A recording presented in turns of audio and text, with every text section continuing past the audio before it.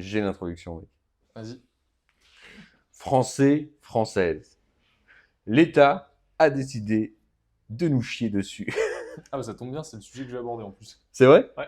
On va parler directement de la fiscalité? Ouais, on va plonger les deux pieds dedans. Hein. Ouais, allez, c'est parti. Voilà, de toute façon, écoute, j'ai l'impression que c'est un peu le. Enfin, c'est pas une impression d'ailleurs. C'est un peu le sujet chaud du moment. Ah Donc, ouais.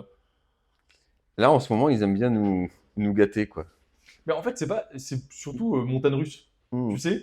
Et l'amendement, il passe et il passe pas. Mais il y a un 49.3 qui peut arriver. Là, c'est une série de. C'est vraiment. C'est une télé-réalité. C'est. On est tous. C'est clair. On attend quoi? Je pense qu'ils n'ont jamais pensé autant à nous qu'en ce moment. Bah, les caisses sont vides. Hein. Donc, qu'est-ce qu'on Donc, appelle à la rescousse? Les sauveurs du monde, les investisseurs immobiliers. c'est clair. Non, non, là, ça va être. Franchement, je sais pas trop à quoi m'attendre, mais effectivement, je t'ai fait un petit débrief là-dessus. Eh ben, on va pouvoir parler de ça avec plaisir. Et juste avant de commencer ce podcast, j'aimerais que vous preniez, pour ceux et celles qui ont envie de nous aider, de nous supporter et qui ont envie que ce podcast puisse continuer par la suite, prendre 2 minutes pour lâcher un petit like si les séries vous plaisent, pour prendre 2 minutes pour lâcher un petit commentaire. Posez-nous vos questions. On n'a pas assez de questions en tout ce podcast encore. Il nous faut des questions. Envoyez-nous vos questions juste en dessous. C'est quoi les thèmes que vous aimeriez qu'on aborde? On essaie de coller un peu l'actualité, donc souvent c'est en lien. Mais n'hésitez pas à nous poser des questions, un cas concret. Tiens, il m'est arrivé ça, j'aimerais avoir votre avis. On est là pour ça, ça nous fait plaisir. C'est spontané.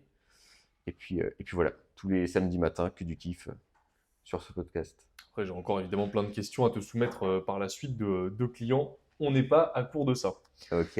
Bon, alors effectivement, on va parler un peu fiscalité aujourd'hui. Hmm. Sujet chaud du moment, sujet qui intéresse, qui stresse aussi beaucoup d'investisseurs, en tout cas ceux qui n'ont pas forcément de stratégie développée. Je vais parler de plusieurs points, on va pouvoir en discuter. Donc effectivement, si on résume un petit peu ce qui se passe en ce moment, il y a de l'argent à aller chercher pour l'État, il y a effectivement un Ouais. déficit à combler. Si on reprend la base de la situation, c'est ça. Donc, il y a plusieurs solutions. L'une des solutions pour remplir les caisses de l'État, on parle quand même de plusieurs centaines de millions d'euros, c'est de réformer tout l'aspect immobilier aujourd'hui. On parle de réformes sur la courte durée, sur la longue durée, on parle de réformes sur la résidence principale aussi. Il y a plein de sujets qui sont un peu mis dans le bouillon. Et ben voilà, c'est du suspense. On ne sait pas trop où on va, mais j'ai les dernières nouvelles. Je te fais un petit résumé. Et puis après, tu me fais un petit point sur ce que tu en penses. Vas-y, balance. Alors, amendement important, étudié et voté depuis, je crois, une semaine, du coup, à l'Assemblée nationale. Alors, l'amendement prévoyant le passage de la flat tax. Tu veux pas nous le faire avec, tu sais, la voix qu'il y a dans les actualités? Corentin pensait que sa famille. Ah bah attends, je veux bien essayer, mais. Alors, attends, bouge pas. Non, je plaisante, je rigole. L'amendement prévoyant le passage de la flat tax à 33%. Ça te va comme ça? Non, j'ai pas la voix assez aiguë. Mais flat tax 33% rejeté. Déjà, qu'est-ce qu'on en pense? On serait passé de 30 à 33% pour l'instant. Pas Je, passé, quoi. je pense que ça fait chier que la classe moyenne. Les riches, ils sont pas trop soumis à ça. Hein. Les riches, tu prends un milliardaire, il se verse pas de salaire depuis son entreprise ou pas réellement. Il met des cautions de ses parts sociales de son entreprise, il vit à crédit auprès de la banque en mettant ça en caution. Ils sont pas soumis à ce genre de truc, mais par contre, les petites moyennes entreprises, c'est plein pot, quoi. Ouais. Puis il y a un peu d'évasion fiscale dans le lot chez les milliardaires aussi. Ouais, Pas ouais. sûr que. Ouais, mais bon, c'est encore une fois, c'est un grand débat. Il y en a forcément, mais est-ce que c'est pas une responsabilité de l'État d'avoir un système qui ne rend pas intéressant le fait de le faire? On va reparler de Dubaï ou on va pas reparler de Dubaï? Chaque semaine, on sait le même sujet. Parce que là-bas, effectivement, ils partent pas. Hein. Ouais. Là-bas, ça reste. Hein. Bon, en tout cas, effectivement, oui, ça embête plutôt la moyenne des investisseurs, mais flat tax, pour l'instant, rejeté. Bah écoute, bonne nouvelle pour le moment. Est-ce que ça va monter, est-ce que ça va pas monter? On verra, sachant que 30%, pardon, c'est déjà pas mal. Le régime microfoncier, location nue, passage de l'abattement de 30% à 50% adopté. Le gouvernement est plutôt favorable, lui, à un passage de 40%, et ça va rebondir avec l'article que je te fais lire après sur la location courte durée. Ouais. C'est plutôt le système inverse. Je te fais le reste et après tu reviens sur les points qui t'intéressent. L'impôt universel, ça m'a fait rire ça. Imposition intégrale en France pendant 10 ans après un transfert de la résidence fiscale à l'étranger rejeté, pour l'instant. L'exonération de la plus-value sur la résidence principale conditionnée potentiellement à 5 ans d'occupation, sauf 3 cas, achat d'une nouvelle RP, motifs familiaux impérieux et raison médicale. Euh, Amendement adopté, mais gouvernement pas favorable. Ok. C'était les principaux points d'il y a quelques semaines. Qu'est-ce que tu en penses, toi? Ben, je pense que si on dézoome déjà pour commencer, il y a une vraie volonté de l'État de ramener les investisseurs vers deux choses. Numéro un, la rénovation du patrimoine. Et c'est pour ça que les réformes sur le LMNP vont pas passer, ou du moins pas aussi fort que ce qu'ils voudraient. Et numéro deux, il y a une vraie volonté de décentraliser la rentabilité de l'immobilier de la location courte durée Airbnb vers la location plus à l'année. Donc aujourd'hui, mais nous, ça fait des années qu'on prône ça. Attention, c'est bien la location courte durée, mais il faut jamais tout miser dessus. Et là, aujourd'hui, quand tu es positionné sur ce type de stratégie, plus qu'auparavant encore, tu es peut-être en train de construire un château de cartes. Et Donc, d'ailleurs, la location courte durée, toi, t'en fais, hein. moi, j'en Parce fais. que parfois, on peut penser aux apéros, il y en a qui me disent alors, t'en fais pas? Si, si. Toi, t'en fais. J'en fais. Par contre, je le fais sur des apparts qui sont rentables si je les rebascule en coloc derrière. Je le fais sur des appartements sur lesquels il me reste 80 000 euros à rembourser, qui ont une valeur demain si je leur vends 180 000 euros. Donc, je ne mise pas du tout mes rentabilités sur la location courte durée. Simplement, je les booste temporairement Ouais, c'est ça. C'est un petit coup de quand boost, ça quoi. fonctionne. Exactement. C'est juste le petit plus. Et ben, ça fait le pont avec effectivement l'article que je te lis rapidement aujourd'hui du Monde. Meublé type Airbnb, députés et sénateurs d'accord pour réguler et raboter la niche fiscale. Là où on augmenterait aujourd'hui l'abattement sur la location nue, on viendrait drastiquement diminuer celle de la location courte durée. Aujourd'hui à Ouais. 70, il prévoit de le faire passer à 50, voire peut-être un petit peu en dessous, parce que c'est ce qui crée aujourd'hui, dans un contexte de tension locative, parfois le plus de problèmes. Et il cite l'exemple d'un député, bah, il n'y a pas de mystère, hein, Pyrénées-Atlantiques, chez nous, Ouais. où c'est très compliqué, qui sont très favorables à ce genre de loi. Donc effectivement, on a l'impression, en tout cas vu comment ça se dirige, Hmm. qu'aujourd'hui, les réformes, elles vont vraiment cibler location courte durée. Ouais. Déjà pour tout ce qui est problème de location des Français. Le point d'interrogation, c'est est-ce qu'ils vont taper plus loin pour du coup renflouer les caisses ou pas? Et c'est là que c'est là que c'est un peu flou pour l'instant et qu'on ne sait pas trop où ça va, quoi. C'est clair. Je pense que dans la fiscalité, personne ne peut avoir de boule de cristal. Je crois simplement que c'est des tendances, tu vois, qu'on retrouve. Et c'est le message derrière les réformes auquel il faut être attentif plus que sur les réformes. Et aujourd'hui, les réformes, elles sont très claires.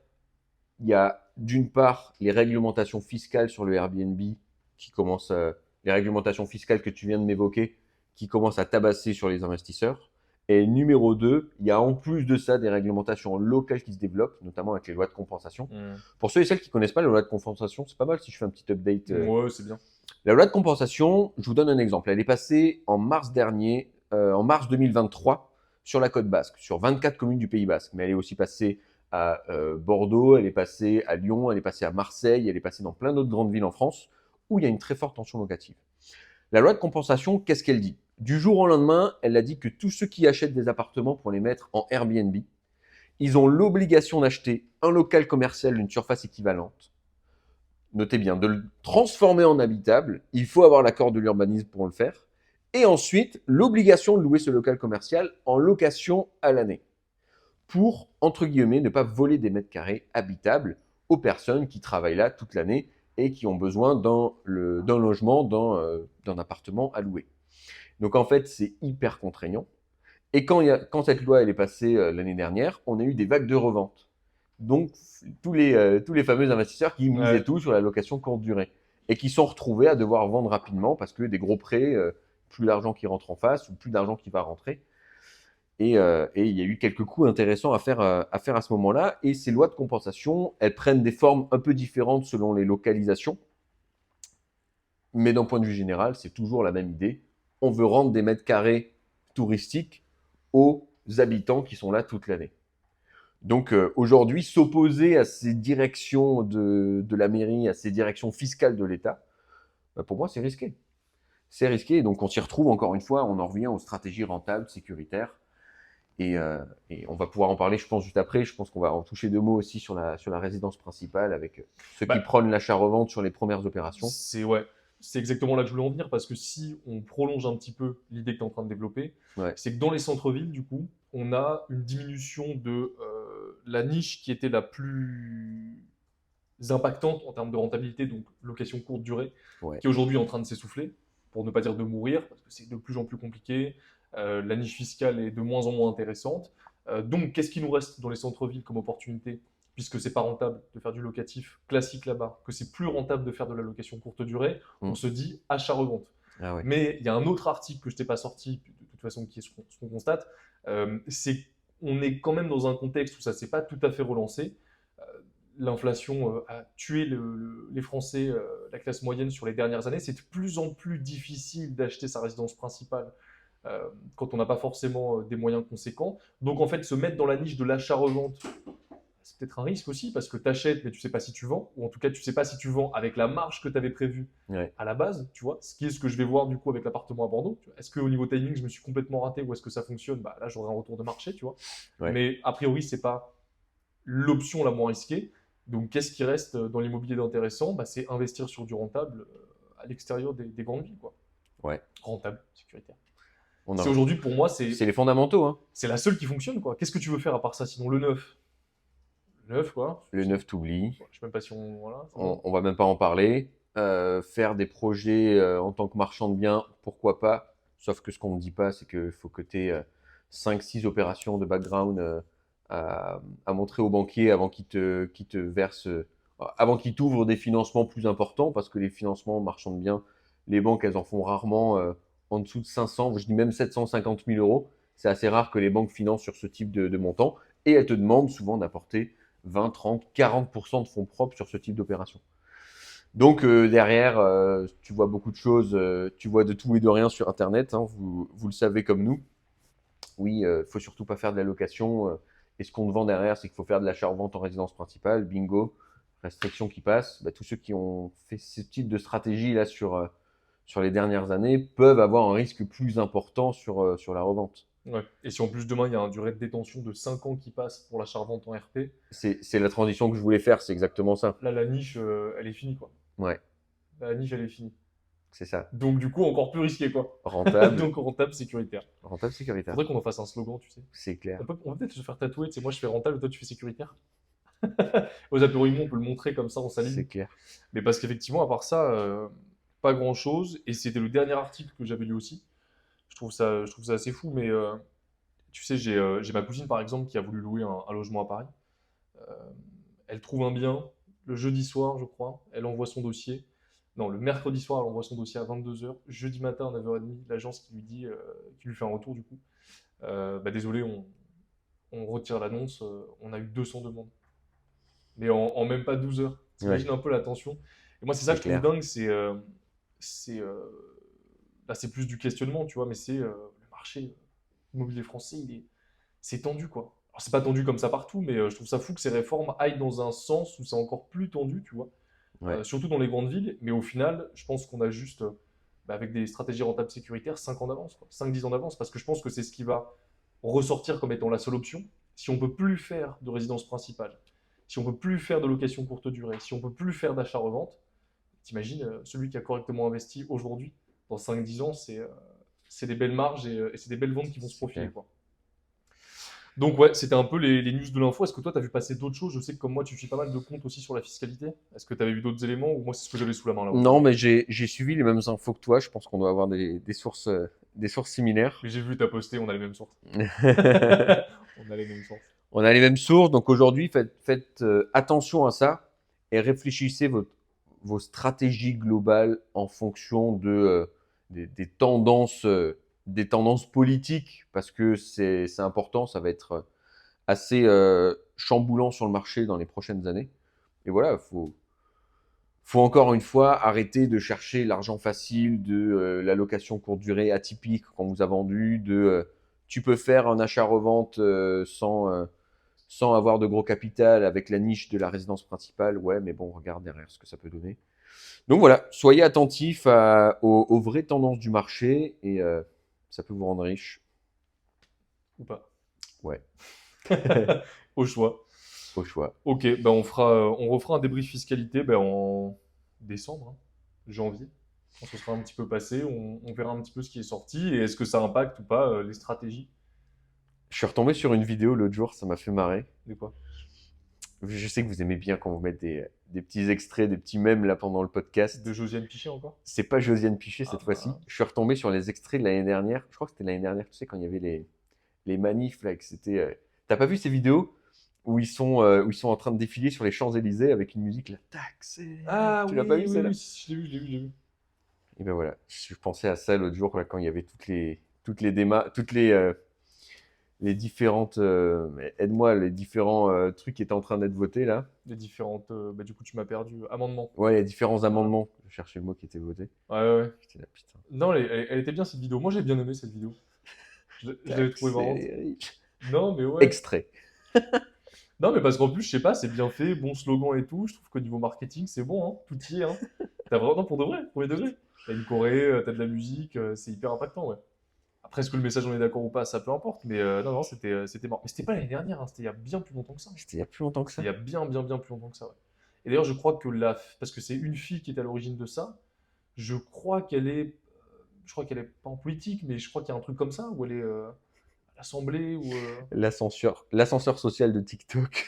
Non, non, je crois qu'elle y était avant et que voilà, mais Ah ouais? c'est pas juste quelqu'un d'inconnu, quoi. D'accord. C'était quelqu'un qui est quand même en place, quoi. A priori, je suis pas trop ce côté-là. Ok, Bon, intéressant. Cette semaine, je te mets pas en avant des projets. Il y en a pas mal qui sont intéressants, mais on en parlera une prochaine fois. Du coup, je sors de l'immersion avec Dimitri, qui a plus de 1 000 € de cash flow sur son bien. vas-y, bah, parle-nous un peu de son projet, Dimitri. Bah, son projet, c'est un projet qui est intéressant. Déjà, le prix d'achat par rapport à la surface.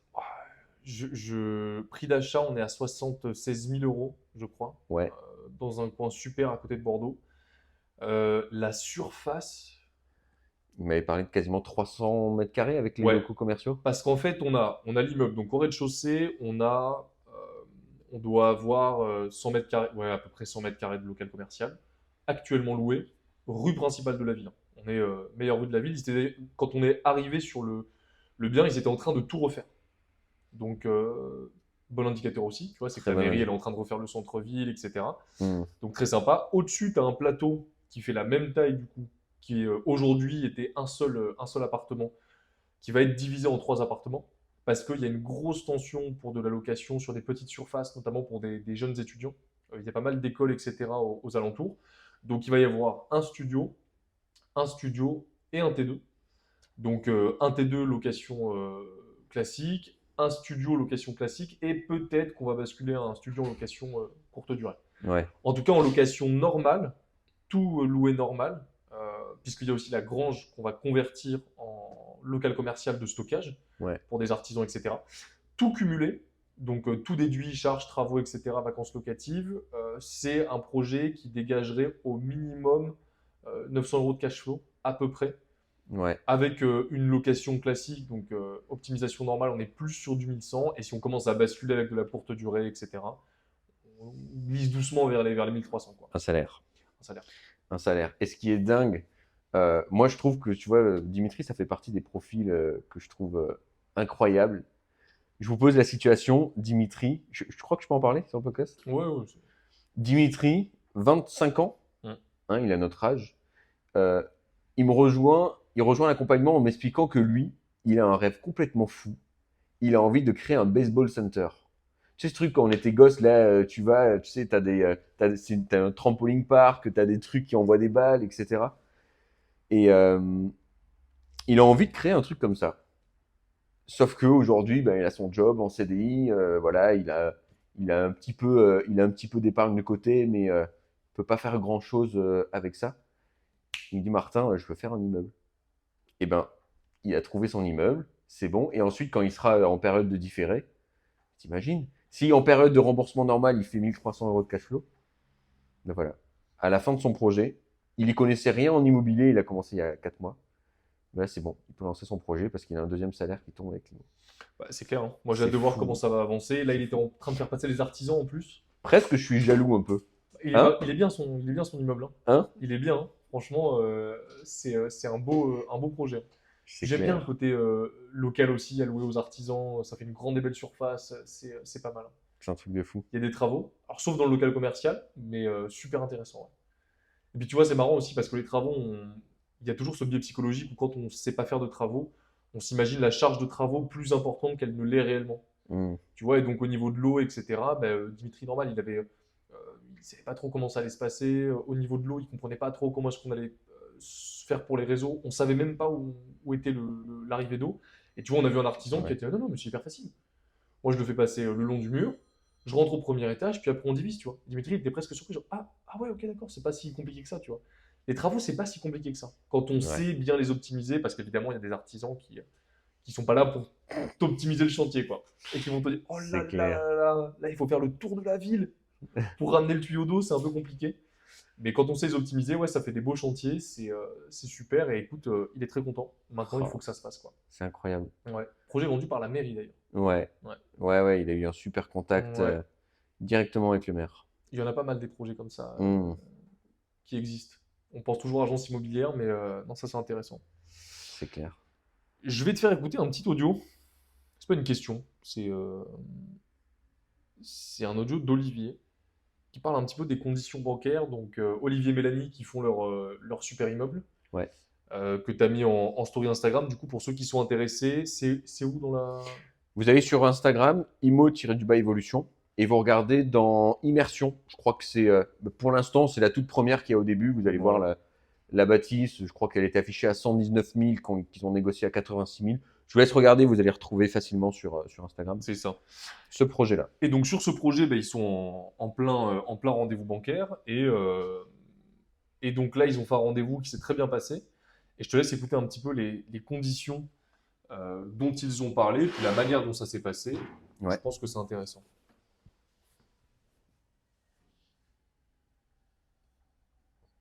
Dès que ça s'ouvre. Salut, un petit retour de nos avancées. Donc hier j'ai rencontré la BNP, un directeur un peu plus jeune que moi, sur lequel on a pu échanger sur la vie de nos enfants, donc le feeling est plutôt bien passé. Sur les éléments de négociation, ce qui est intéressant en fait c'est que j'ai rien eu à négocier. Il m'a dit que pour la plupart de ce que je demandais c'était réalisable.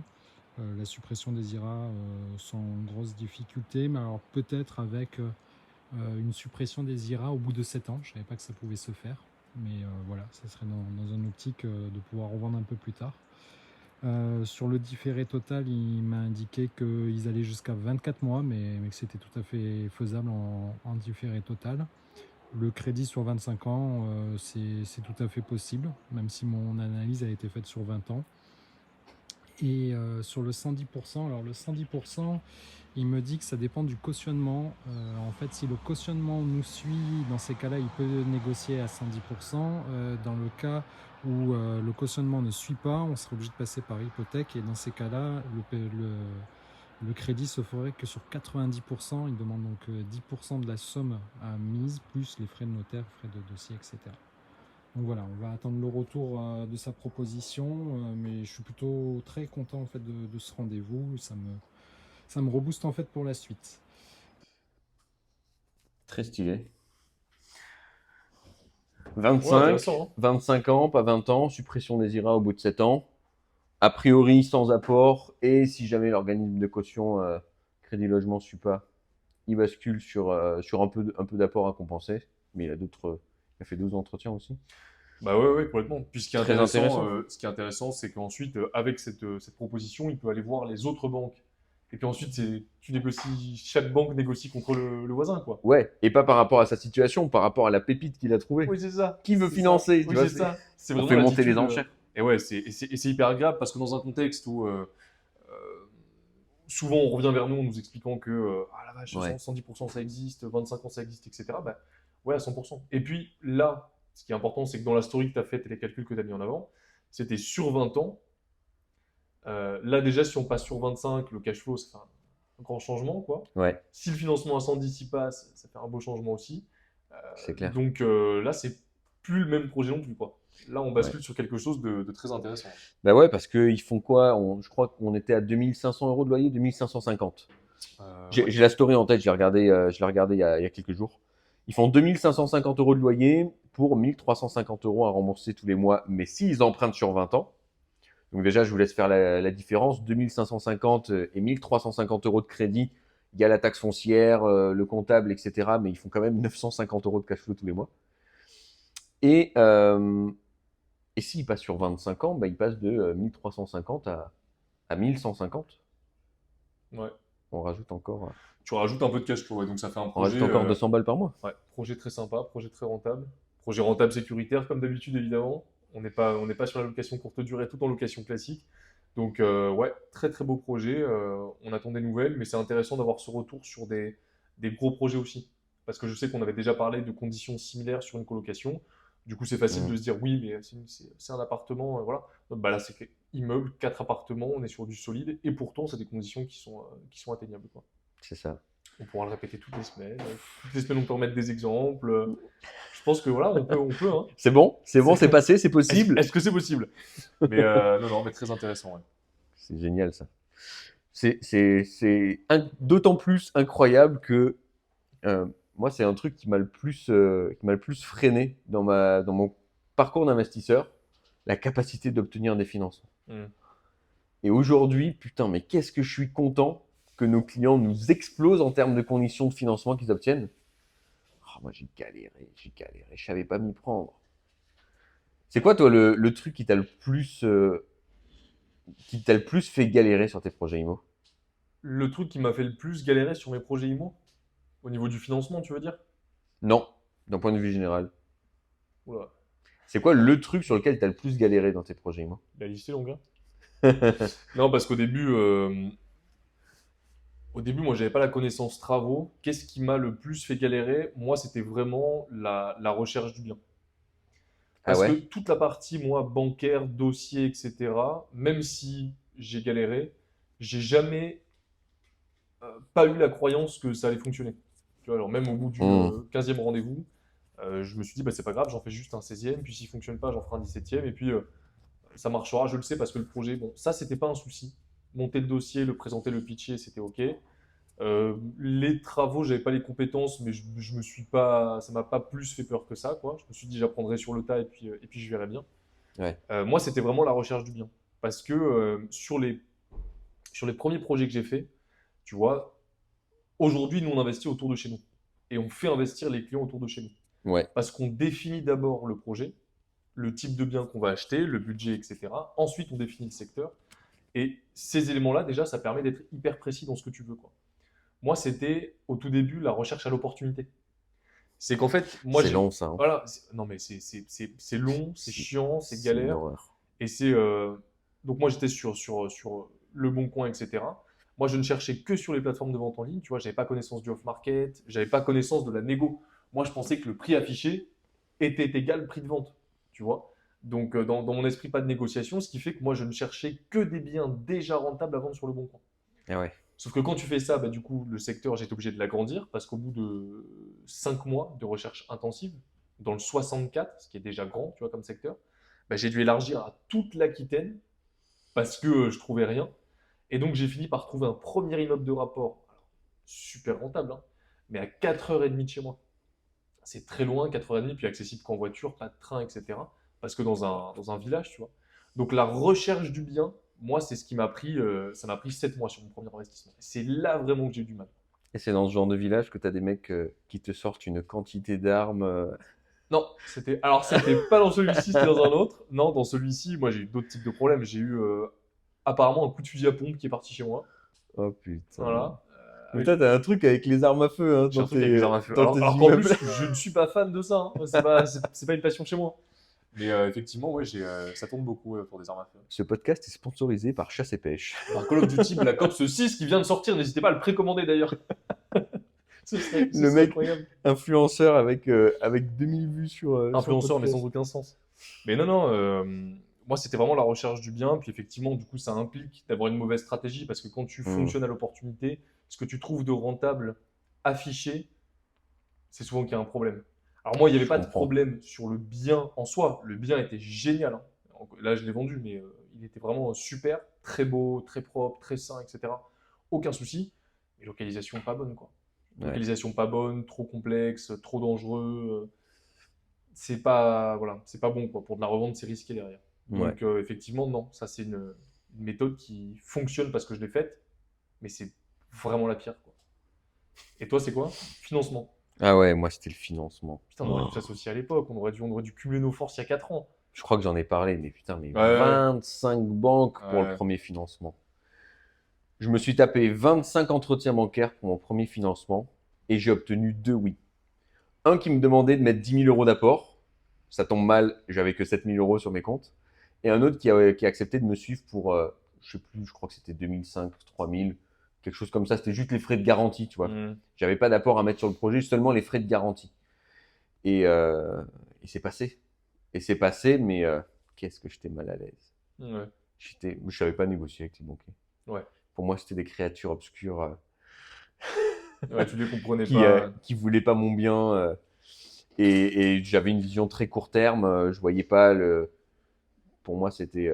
J'avais un besoin d'argent immédiat, donc j'arrivais pas à me dire ouais, je reviens le voir dans 3 mois avec 2 immeubles. Bah non, Ouais, ouais. bah non. C'était mon premier projet, ma première coloc, mon financement et vas-y, je savais pas le faire quoi.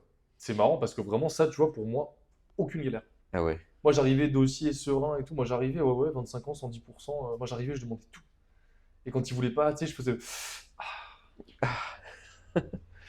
Vous voulez monter le taux? D'accord. Mais 25 ans alors. Mmh. Tu vois. Et non, non, ça pour le coup, ça fonctionnait bien. Ok. C'est marrant parce qu'aujourd'hui, avec ce que tu fais, tes différentes activités, qui impliquent, tu négocies toute la journée, tout le temps, avec tout le monde, sur plein de sujets différents. Il y a énormément de ventes, il y a un gros côté commercial, etc. C'est marrant du coup de ne pas avoir eu cet aspect-là avec les banques au début, alors qu'aujourd'hui, tu t'en sors à merveille dans ce côté-là sur tes différentes sociétés. Qu'est-ce qui a fait la bascule entre les deux au final? Ah ben le Martin qui est assis là en face de toi aujourd'hui, c'est pas le Martin menuisier d'il y a 6 ans. Hein. Il y a Ah, un mais tu peu vois, de. comment tu as développé ces compétences au final? Qu'est-ce que tu as fait de particulier? Je crois que j'ai beaucoup osé des choses que je connaissais pas. Mais quand tu t'y connais rien en financement et que tu tapes 25 entretiens bancaires, je peux te garantir que déjà, tu en sais plus que 95% des investisseurs à la fin de ton premier projet, tu Hmm. vois. C'est déjà ça. Et en fait, derrière, pour moi, l'entrepreneuriat, c'est la suite logique de l'investissement. Un gros investisseur devient entrepreneur à un moment donné. Et donc, un bon entrepreneur, c'est se vendre. Quand tu es un bon investisseur, tu dois savoir te vendre auprès du notaire, auprès des agents IMO, auprès du banquier, auprès de tous les différents partenaires. Tu dois savoir vendre ton projet pour les locataires, vendre ton projet pour des acheteurs demain. Donc tout ça, c'est des phases obligatoires. Donc bien sûr, tu apprends la vente, tu apprends au fil de ton expérience, au fur et à mesure où tu gagnes en confiance. Tu es OK de commencer à envoyer des offres à moins 20, moins 40%, moins 50%. Tu vois, il y a 4 mois et demi, j'ai fait passer une négociation d'un immeuble qui était affiché à 165 000. Je l'ai obtenu à 83 000 euros. Tout d'un coup, les projets deviennent un peu plus rentables quand tu es à l'aise à l'idée de faire ça. Mais il faut être à l'aise à l'idée de le faire. Hmm. Donc ouais, c'est l'expérience, c'est les échecs et le fait que j'ai beaucoup investi sur moi. J'ai beaucoup investi sur moi dans des masterminds, dans des formations, dans du mentoring, dans plein de choses. Tiens, ce serait intéressant. Combien toi aujourd'hui tu as investi sur toi depuis le début? Si on met tout dedans. Combien j'ai investi sur moi en termes d'argent? Ouais. Euh,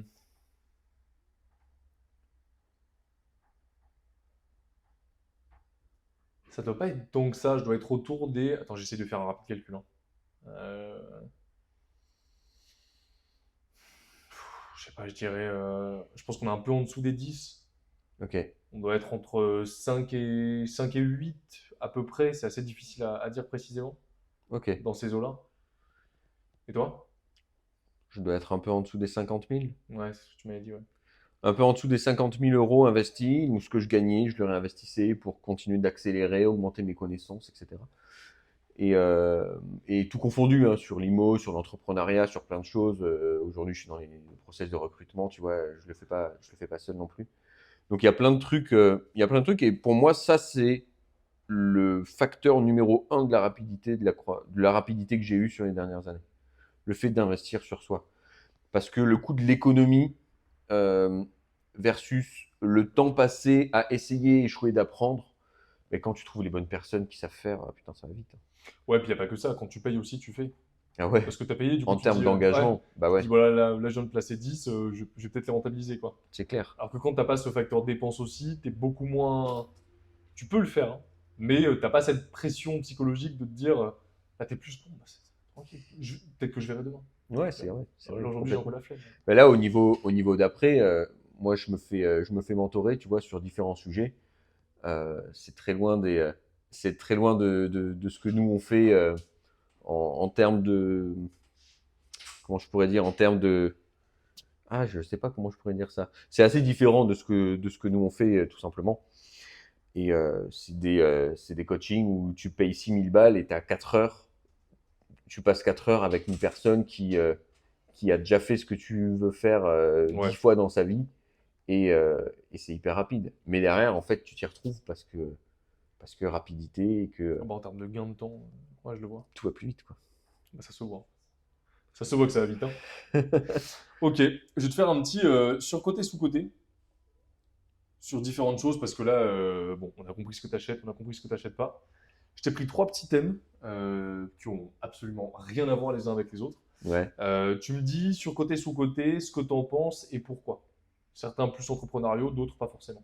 Ok? Vas-y. Allez. Premier thème, l'association au sens large. Tout ce qui est association, que ce soit sur entreprise, immobilier. On travaille beaucoup, tu sais, avec des gens qui montent des SCI, des choses comme ça. Ouais. Donc, au sens global, sur-côté, sous-côté association.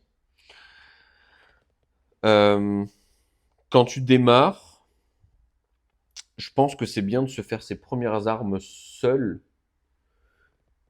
mais pour devenir un investisseur gagnant, l'association, pour moi, c'est un passage obligatoire. Tu es obligé pour aller au niveau d'après de t'associer à un moment donné sur des projets. Déjà parce que ça te permet de partir sur des projets qui peuvent être 2 fois plus gros, mais surtout de pouvoir gérer des projets conséquents parce que tu as 2 personnes qui peuvent passer du temps, 3 personnes qui peuvent passer du temps sur un projet. C'est les différents types d'associations. On en avait parlé dans un podcast, je crois que c'est le podcast numéro 2, je vous invite à retourner le voir, où on parle d'associations justement, où je vous explique en détail les 3 règles à respecter quand vous voulez vous associer avec des personnes. Et notamment, une de ces règles, c'est le partage de connaissances. Si tu as une personne qui s'y connaît vachement en travaux, qui est hyper à l'aise avec ça, et qu'il y en a un autre qui est OK avec par exemple, la gestion locative, et que le premier n'a pas envie de se faire chier avec la gestion locative, et que le deuxième n'a pas envie trop de s'embêter avec les travaux, chacun a quelque chose à apporter au projet. Et là, ça peut faire naître des projets qui n'auraient jamais existé sans ça. Et je vais aller plus loin que ça. C'est plus simple de s'associer avec une personne que tu viens de rencontrer, avec qui tu as un bon feeling, comme aujourd'hui on le voit souvent au sein de l'accompagnement. C'est plus simple de faire ça que de s'associer avec des personnes que tu connais depuis super longtemps. Parce que le pote que tu connais depuis super longtemps, l'ami avec qui tu as partagé plein d'expériences, c'est le côté relation qui vous unit. Et parfois, la vision de l'argent peut être différente. Et c'est souvent le cas, et c'est souvent en respectant pas les 3 règles de l'association que ça fait péter des amitiés, tu vois, et c'est dommage.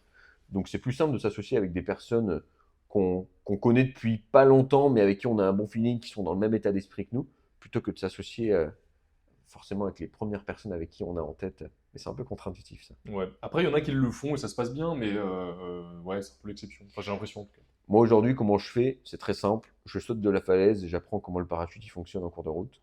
Donc, je trouve le projet dans un deuxième temps parce que le projet est intéressant et parce que je suis une opportunité. C'est vraiment l'intention, c'est vraiment l'énergie qu'il faut dégager, tu vois, quand tu fais des projets immobiliers. C'est l'énergie que tu dégages dans la négociation, c'est l'énergie que tu dégages auprès du banquier, auprès des futurs associés. Mais vu que je suis l'opportunité, forcément, il y a des gens qui sont intéressés de s'associer avec moi sur ce type de projet derrière. Ouais, tout à fait. Bah, le deuxième immeuble que j'ai fait, j'ai signé le compromis euh, sans avoir la possibilité de l'acheter, quoi. Je peux pas l'acheter en l'état, mais j'ai signé le compromis, puis j'ai trouvé quelqu'un après, quoi. Ouais. Et la plupart des gens, c'est l'inverse. Ouais. C'est d'abord, je monte la société. Je passe 2 mois à définir les statuts. Ensuite, pacte d'associés. 3 mois de plus. Après, je trouve l'associé. Et après, bah, le bien, il est plus là, quoi. Du coup, j'ai monté la SCI pour rien. C'est terrible. Donc, non, c'est plutôt l'inverse que. Bah, enfin, moi, je pense. Hein. Après, chacun sa méthode. Hein. Ok. Surcoté. Celui-là, il est marrant. Surcoté ou sous-coté, le sommeil. Putain, on est dedans là en ce moment. Qu'est-ce que t'en penses de ça, Martin? Le sommeil, ah ouais, c'est très sous-coté, putain. C'est sous-coté de dingue. C'est sous-coté de dingue. Moi, je le vois, j'ai fait 2 nuits de 9 heures en 3 jours. L'énergie, quand tu te lèves le matin et, euh, et quand tu attaques des activités, des choses, quoi, ah, c'est pas la même. Mais toi, en plus, t'es un lève tôt le matin, non? Ah, de base, je suis un lève très tôt, ouais. Ah, Moi, quand moi, j'étais en école, je me levais à 5 heures. 6 heures, j'étais à la salle. à 5 heures, tu te 5 heures, mon levais? pote. Je me levais à 5 heures. Moi, mon rythme de vie, quand j'étais en école, c'était je me levais à 5 heures, 6 heures, j'étais à la salle. 7 heures, je finissais ma séance. J'avais déjà pris 2 petits déjeuners à ce moment-là. J'en avais pris un avant la salle, un après la salle. Ensuite, j'allais en cours. Alors, de 11 heures à midi, en général, peu importe le cours que j'avais, c'était sieste. Ouais. C'était fond de la salle et petite sieste récupératrice, quoi. Déjeuner, je finissais les cours à 16 heures et de 16 heures à 22 heures, parfois minuit, parfois 2 heures. Je développais mon activité de l'époque. Et je finissais, en général, moi par contre, je me couche tôt. À 22 heures, j'essayais de finir à peu près. Je m'endormais, puis je recommençais, quoi. Putain, on est complètement Mais, en décalé tous les ouais, deux. mais franchement, pour avoir vécu les deux, avoir fait les deux, je te jure que se lever tôt et se coucher tôt, c'est une dingue. S'il y a un hack pour moi dans la vie, c'est ça. C'est vrai? Parce que quand tu te lèves tôt, je sais pas. En fait, t'arrives, il est 9 heures du matin, t'as déjà fait plus que la plupart Moi, j'arrivais en cours, j'étais une pile, quoi. Je venais de soulever 1 tonne en soulevé de terre, tu vois, j'avais déjà envoyé 2 3 messages pour mon business à l'époque et tout. Ben, je te Tu donne vois, une j'avais per- rentré un peu d'argent, enfin, t'étais hyper content, quoi. je te donne une perception différente. Moi, je suis plutôt un couche-tard, Mhm. mais pas dans le sens où on l'entend, le mec qui fait la fête le soir, Si, si, Martin, on le sait très bien que tous les soirs, tous les soirs. tu t'es au bar. Je le sais, je te vois quand je passe. Plié en trois. Au moins. Non, aujourd'hui, c'est plutôt dans le sens, moi, je suis plus dans une énergie productive en fin de journée, quand je me sens avancer, alors que les autres, je sais qu'ils sont déjà en train de s'amuser Ouais. à la fin de la journée. Bah Mais oui, si, ça c'est ma fonctionne. perception, c'est ma personnalité, je fonctionne comme ça. Et donc, en fait, bah, il est assez rare que je termine de bosser avant 20 heures, avant 21 heures parfois. Mais par contre, le matin, je joue jamais l'ordi avant 9 heures, quoi. Ouais, Je joue jamais l'ordi avant 9 heures. Martin qui sort du lit avant 8 heures, avant 8h15, c'est pas souvent. ouais. Mais parce que j'ai mon équilibre comme ça. Non, mais les deux fonctionnent. Mais l'équilibre, je suis d'accord avec toi.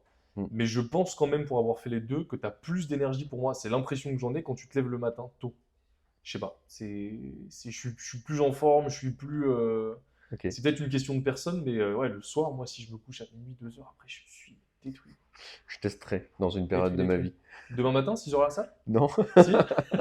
Ça peut être demain la période de ta vie, Martin. non, Ça non, peut non. aller très vite. Hein. Je ne veux pas prendre ce virage En plus, à ce moment-là. j'ai un double pass. Tu sais, moi, je peux inviter des gens à Basic Fit et tout. C'est gratuit.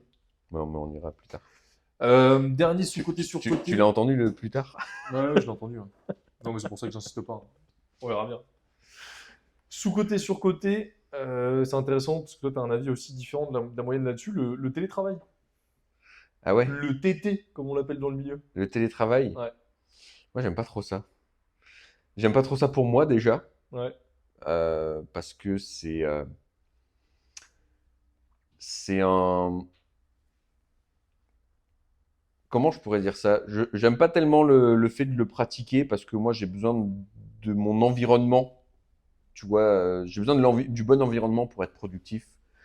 Et c'est pas le cas quand je suis à la maison parce que je suis dans mon salon, dans mon bureau, mais il y a plein de distractions autour et ça me parle pas trop. Et aujourd'hui, même en équipe, c'est pas quelque chose avec lequel je suis très à l'aise. Il y en a qui aiment bien, qui préfèrent que les équipes le soient. Moi, j'aime pas trop ça parce que j'aime beaucoup la rapidité qu'on peut avoir, la synergie qu'on peut avoir en équipe. Tu sais, un peu l'esprit mastermind. Tu as déjà fait des masterminds? Et ben, quand tu es plusieurs dans une même pièce à réfléchir à un sujet, ben, 1 plus 1 égale 3, 2 cerveaux égale 3. Mais à distance, c'est pas pareil. C'est vas-y, je t'envoie un truc, on se fait un Zoom, etc. Une réunion. Qu'est-ce que ça m'emmerde. Ça m'emmerde. Et moi, j'ai besoin d'aller vite. J'ai besoin qu'on ajuste rapidement les choses, d'échanger, de passer la porte, de glisser de questions. Et ça, pour moi, ça passe surtout sur le terrain, quoi. Donc, effectivement, aujourd'hui, Imo Evolution, c'est une activité qui pourrait être digitale. Moi, je fais le choix d'avoir des bureaux parce que j'aime bien pouvoir aussi, tu vois, emporter les gens dans la mission qu'on a. Et je pense qu'en télétravail, c'est pas la même chose, quoi. Ouais, surcoté un peu là. Ouais, surcoté, ouais. Ouais.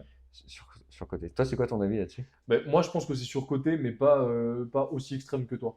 Ouais. Parce que je pense que ce que tu prends pas en compte, je suis 100% d'accord avec toi. Moi, je le vois, la différence. Quand tu es au bureau devant l'ordi, tu es plus productif, tu es plus dans la tâche que quand tu l'es pas. Mm. Ça, c'est une certitude. Et encore que, après, ça dépend de chacun. Mais le fait d'avoir cette possibilité aussi, moi, je le vois avec Inès, par exemple, quand tu as cette possibilité aussi de ne pas être emprisonné physiquement quelque part, tu Ouais. vois, et d'avoir la liberté de pouvoir faire ce que tu veux, mais pas dans le sens pas travailler, mais tu peux te déplacer, aller où tu veux, tu peux bosser à la plage, tu peux faire une réu au café, tu peux tout ça. Ça apporte aussi de la productivité, mais d'une autre manière. Il y a Ouais. aussi ce côté où, bah, du coup, peut-être que ouais, t'es pas 10 heures par jour rivé sur l'écran. Putain, par contre, quand tu y es à fond. Parce que tu es hyper content de vivre une vie qui est plus agréable, qui est plus légère, tu vois, où tu as un peu Ouais. plus de choix et de possibilités que de devoir être, tu vois, sur un bureau attaché. Et je pense que, C'est clair, ouais. enfin, pour moi, la réponse, c'est pas blanc ou gris, enfin, blanc ou noir, c'est gris, quoi. C'est un peu entre les deux. Ouais, Mais carrément. après, je suis d'accord que ouais, le physique. Et c'est une des raisons pour lesquelles moi, je suis pas trop attaché aujourd'hui, tu vois, aux 9h, 17h, on s'en fout un peu des horaires tant que les missions sont faites. Et donc, ouais, on a cette flexibilité. Il y en a qui prennent une pause en plein milieu de la journée pour aller faire autre chose, ils reviennent, et puis c'est OK, tu vois. Moi, j'aime bien ce fonctionnement un peu en présentiel. Après, je suis d'accord avec toi, c'est pas noir ou blanc, c'est pas fermé, mais je suis pas dans, tu sais, l'effet de mode qu'il peut y avoir un peu du full télétravail. Moi, ça me plaît pas du tout. Ouais. Ça fonctionne pour certains, moi, j'arrive pas à le faire fonctionner pour moi. Bah, après, c'est aussi le business model qui veut ça. Tu vois. Demain, si tu étais Ouais. digital nomade à 100% avec aucun besoin en présentiel, peut-être que tu n'en aurais rien à faire. Ouais. Mais étant donné qu'aujourd'hui, bah, on est sur place, on se déplace, on va voir les projets des clients, on fait des apéros, on fait des rencontres, on fait des apéros aussi que avec les gens de la communauté, etc. On est très très présent en physique, quoi. Ouais. Donc ça aussi, ça fait que, bah, effectivement, demain, tu as une activité en full digital, tu vas t'installer à Bali. Avoir un bureau, ouais, quel est tes soucis, quoi. Tu vends des abonnements à une plateforme ou n'importe quoi, c'est vrai que c'est différent. Ouais, si t'as un business en SaaS, là, c'est pas pareil, quoi. Ouais. Peut-être prochain business qu'on lance, hein. Trop Mmh. d'idées. Trop de choses à faire. Bah écoute, c'était tout pour cette semaine. Je t'ai posé mes questions, je t'ai fait mon petit point fiscalité. Je t'ai Ok. fait mon sur-côté, sous-côté. On arrive à la fin de ce podcast. On tourne le prochain la semaine prochaine. Ouais, carrément. Et Mm. puis, Petite phrase de conclusion. ne courez pas sans vous échauffer. Ah ouais. Ouais, je me suis explosé le genou. C'est le claquage. J'ai très mal. Le claquage. Ouais. Bon, pour les inscriptions aux apéros IMO en présentiel, ça se passe toujours sur le site www.imoevolution.com. Tentez de vous inscrire aux prochains événements qui sont indiqués dans la case apéro immobilier. Vous serez rappelé par un membre de notre équipe et si c'est tout bon, on se rencontrera en physique pour échanger autour de vos projets, vos problématiques et pour découvrir un peu la méthode rentable sécuritaire. N'oubliez pas de vous inscrire évidemment à cette chaîne YouTube, ça ne se dit pas, de vous abonner à cette chaîne Ouais. YouTube. Laissez un commentaire si vous avez envie qu'on réponde à l'une de vos questions et n'hésitez pas à noter le podcast aussi, Apple Podcast et Spotify, 5 étoiles ou 0 étoiles si vous n'avez pas aimé. Hein. C'est OK aussi. Ce sera à cause de Josiane Piché. De Josiane Piché, c'est l'extrait qui stresse un peu, ouais, je comprends. En tout cas, on vous retrouve la semaine prochaine. Au plaisir d'avoir fait ce podcast pour vous et on vous dit à bientôt. Ciao.